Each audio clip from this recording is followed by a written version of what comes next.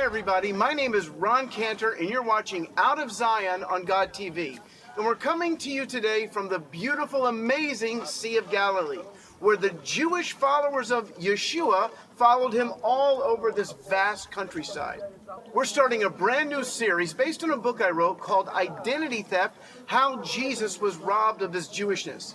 You see, when I came to faith back in 1983, I thought I was the only Jewish person in the world who believed in Jesus. In fact, I thought I was no longer Jewish. Not long after that, I met a woman named Ziva who was also a Jewish believer. I couldn't believe it. There were two of us. And I remember I met her and I said, Ziva, I also used to be Jewish. And she put her finger in my face like a prophet. And she said, don't you ever say you used to be Jewish. You will always be Jewish. That was a revelation to me. But what's more, she began to tell me that we were not alone. In fact, she said there are congregations called Messianic Jewish congregations that meet on the Sabbath full of Jewish people who love Yeshua.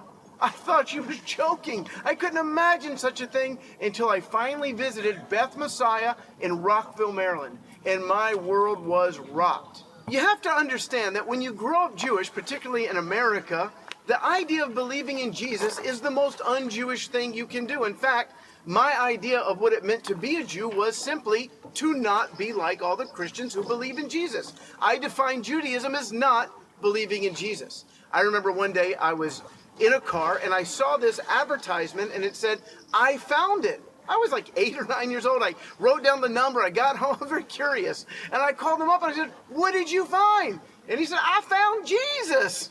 And I hung up the phone. My friend Jeff tells a story about the fact that when he was a kid in Brooklyn, he thought that Jesus was the son of Mr. and Mrs. Christ. You see, in the New Testament, there was a huge controversy, and it had nothing to do with Jewish people believing in Jesus. In fact, they had a big council in Jerusalem to decide if Gentiles, non-Jews, could believe in the Jewish Messiah without first becoming Jewish.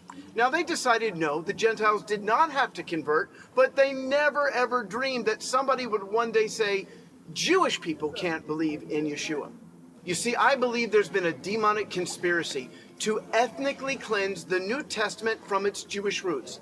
And that's why we're going to do this series called Identity Theft. We're going to be looking at several central figures in the New Covenant. We're going to look at their names, what their original names were. We're also going to talk about things like, for instance, have you ever heard someone say this? God changed the Sabbath from Saturday to Sunday.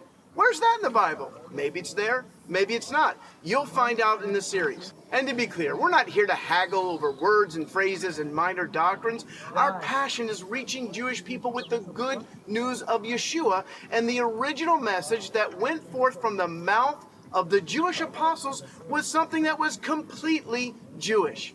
So join me for this series called Identity Theft right here on GODTV.